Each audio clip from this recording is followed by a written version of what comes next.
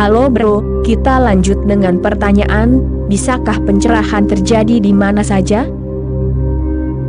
Buddha juga baru menyadarinya, setelah ia menjadi seorang Buddha, bahwa hal itu bisa terjadi di mana saja.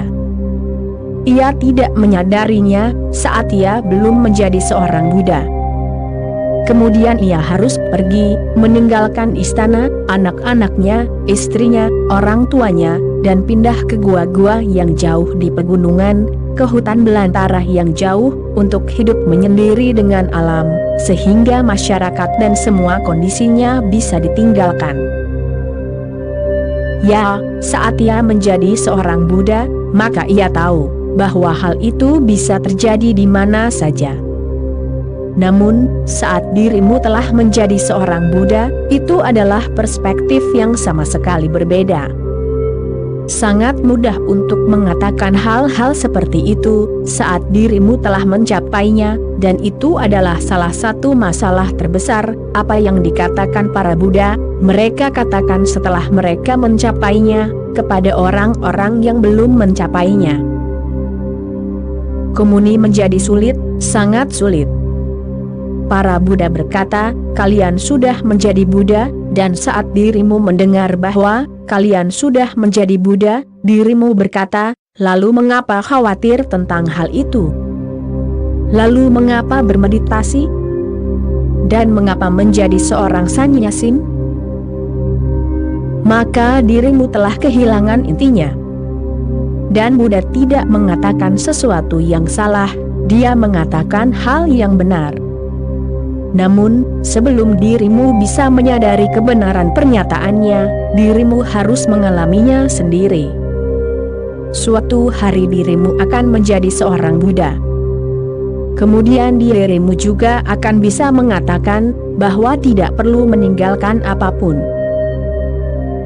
Kemudian dirimu akan berkata, tidak perlu berada di dekat seorang master. Namun saat ini, hal itu adalah suatu kebutuhan mutlak. Bersama dengan seorang master, memfasilitasi banyak proses yang bisa terjadi tanpa seorang master, tetapi itu akan membutuhkan usaha yang sangat amat sulit. Sama halnya ketika angin bertiup dan menuju pantai seberang, dirimu tidak perlu mendayung perahumu. Dirimu hanya perlu menaiki perahu, dan angin akan membawanya ke pantai seberang. Berada di dekat seorang master, angin bertiup ke pantai seberang. Dirimu cukup menyerah pada angin, dan tanpa usaha apapun, dirimu akan mencapai pantai seberang. Dirimu juga bisa mencapai pantai seberang sendirian, tetapi kemudian dirimu harus mendayung perahu. Kemudian dirimu harus mengambil risiko sendirian di lautan yang belum dipetakan. Berada di sekitar seorang master, dirimu tidak sendirian. Ada banyak orang yang bergerak. Sebagian orang ada di depanmu, sebagian orang ada di belakangmu. Dirimu tahu bahwa orang-orang sedang bergerak, orang-orang memperoleh wawasan baru, orang-orang sedang berkembang, orang-orang sedang mendekati pantai seberang. Dan mereka yang ada di depanmu selalu bisa meyakinkanmu, jangan khawatir. Teruskan. Aoel. Pantai seberang terlihat dari tempat kita. Sebentar lagi pantai itu akan terlihat olehmu juga. Dirimu bisa mengatakan banyak hal kepada mereka yang ada di belakangmu. Mereka adalah orang-orang yang membutuhkan keyakinan besar. Bergerak menuju hal yang tidak diketahui bukanlah proses yang mudah. Berada di sekitar seorang master menjadi rantai. Ya, pada dasarnya memang benar bahwa dirimu bisa menjadi seorang Buddha di mana saja. Tetapi berada di dekat seorang master akan jauh lebih mudah. Bersama seorang master dengan cinta dan kepercayaan yang mendalam, banyak hal mulai terjadi, seperti musim semi tiba dan bunga-bunga mulai bermekaran. di luar musim, dirimu juga bisa menanam bunga pada tanaman, tetapi itu membutuhkan usaha yang besar, usaha yang tidak perlu. Ketika musim semi tiba, banyak hal terjadi dengan sendirinya. Begitu hal itu terjadi, maka semuanya tampak mudah bagi semua orang. Ketika Copernicus menemukan beberapa hukum, orang-orang berkata, kita bisa saja menemukannya, hukum-hukum itu sangat sederhana. Tetapi tidak ada seorang pun yang menemukannya sebelum dia. Ketika Columbus mencapai Amerika, menemukan Amerika, dan kembali, orang-orang mulai berkata, ini bukan hal yang hebat. Jangan terlalu mempermasalahkannya. Bumi itu bulat. Siapapun bisa sampai di sana. Ratu Spanyol mengundang Columbus untuk makan malam, seluruh istana diundang. Dan semua orang iri pada Columbus. Jadi mereka berkata, bukan hal yang besar bahwa bumi itu bulat. Columbus berkata, namun, hanya 3 tahun yang lalu, ketika aku mengatakan bumi itu bulat, tidak ada yang siap mendengarkanku. Bahkan, aku terkejut ketika Ratu setuju untuk membantuku. Hal itu telah terjadi berkali-kali, ketika pria tidak mampu memahami sesuatu yang tidak diketahui, wanita mampu memahaminya. Pria menjalani proses yang lambat dan logis, menuju suatu kesimpulan. Wanita bersifat intuitif, ia tidak menjalani proses yang lambat, ia langsung mengambil kesimpulan. Itulah mengapa sangat sulit untuk berbicara dengan wanita, berdebat dengan wanita. Pria selalu merasa bingung, karena ia menggunakan logika yang sangat terampil, menyiapkan seluruh dasar, dan proses langkah demi langkah. Ia berlogika hingga mencapai kesimpulan, dan wanita itu tiba-tiba melompat tanpa dasar, tanpa proses apapun. Wanita langsung mengambil kesimpulan. Mereka hidup di dunia yang sama sekali berbeda. Ratu Spanyol setuju. Ia berkata, baiklah, silakan, dan aku akan menanggung biayanya. Semua orang menertawakan ratu yang bodoh itu, dan berkata, wanita tetaplah wanita, gila, sinting. Apa yang dia pahami tentang geografi, astronomi? Orang ini telah membodohi ratu. Sekarang semua orang berkata bahwa itu sangat mudah. Columbus melakukan satu hal, dia mengambil telur dari piring, dan memberitahu orang-orang di istana, bisakah seseorang membuatnya berdiri tegak di atas meja. Semua orang mencoba, tetapi telur itu akan jatuh, tidak akan berdiri tegak. Mereka berkata, ini tidak mungkin. Ini tidak bisa dilakukan. Bagaimana kamu bisa membuat telur berdiri? Telur itu sangat bulat, pasti akan jatuh.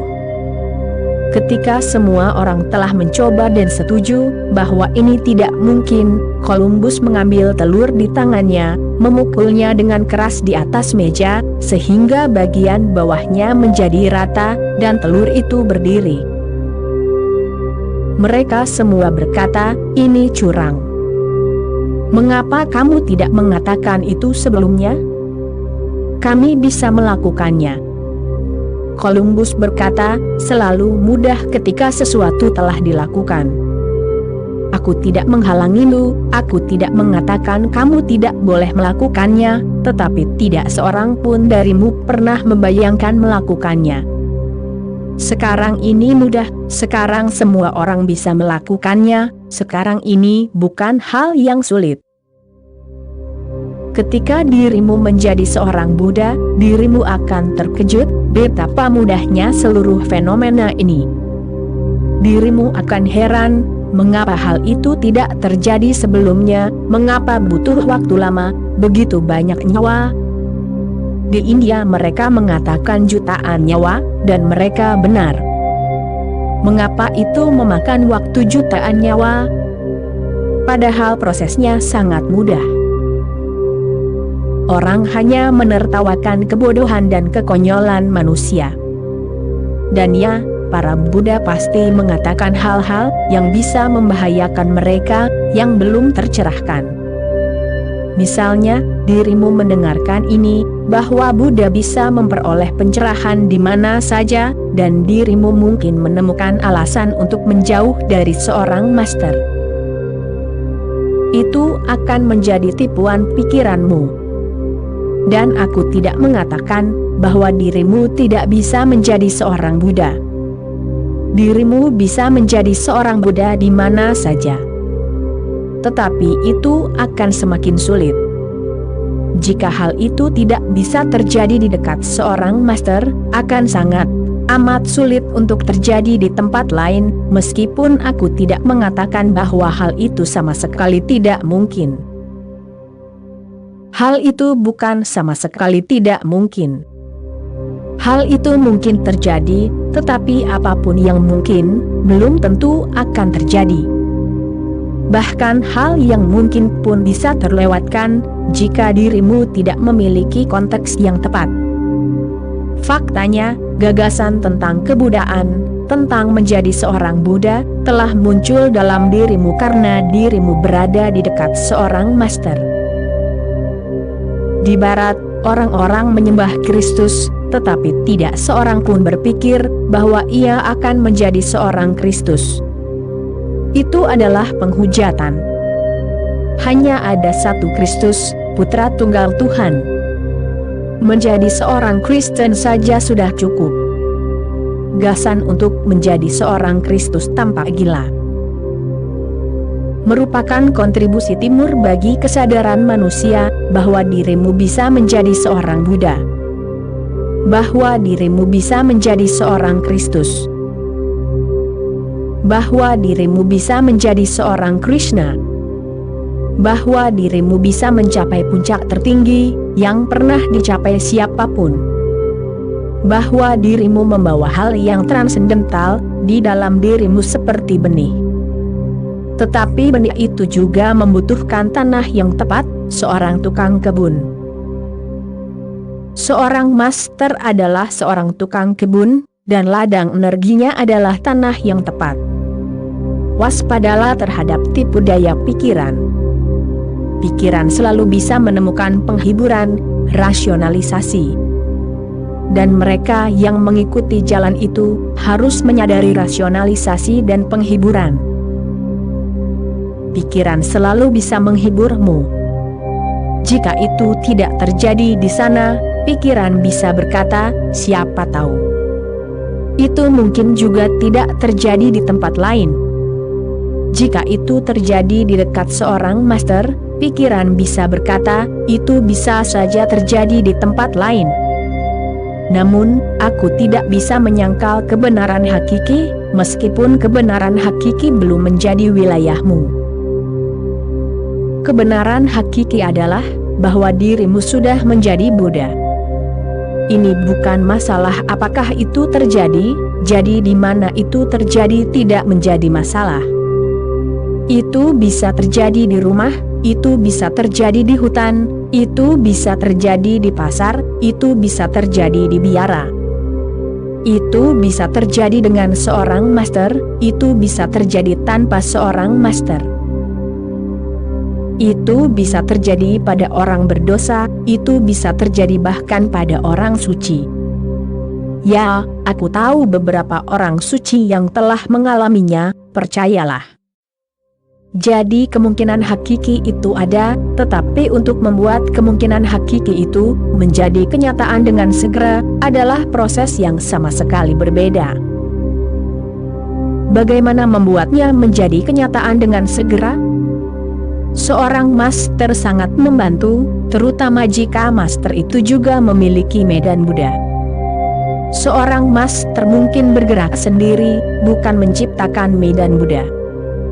Untuk menciptakan sebuah medan Buddha, sang master harus menciptakan ribuan murid. Ia harus menciptakan energi multidimensi, yang di dalamnya semua jenis orang berkontribusi, menuangkan energi mereka.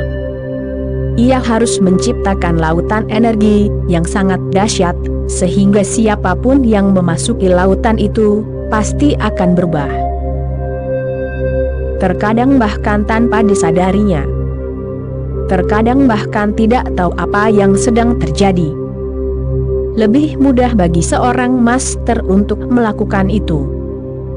Lebih mudah lagi bagi seorang master yang memiliki medan Buddha. Dirimu bisa menjadi seorang Buddha di mana saja, tetapi menjadi seorang Buddha di medan Buddha akan lebih mudah, akan memungkinkan dalam kehidupan ini. Untuk menjadi seorang Buddha di tempat lain, tidak ada yang bisa dikatakan, satu kehidupan, dua kehidupan, tiga kehidupan atau banyak kehidupan. Dirimu akan bekerja sendiri, dirimu tidak akan mendapat bantuan apapun. Oke bro, itulah kutipan kali ini, kita sambung lagi nanti, bro. Terima kasih, bro.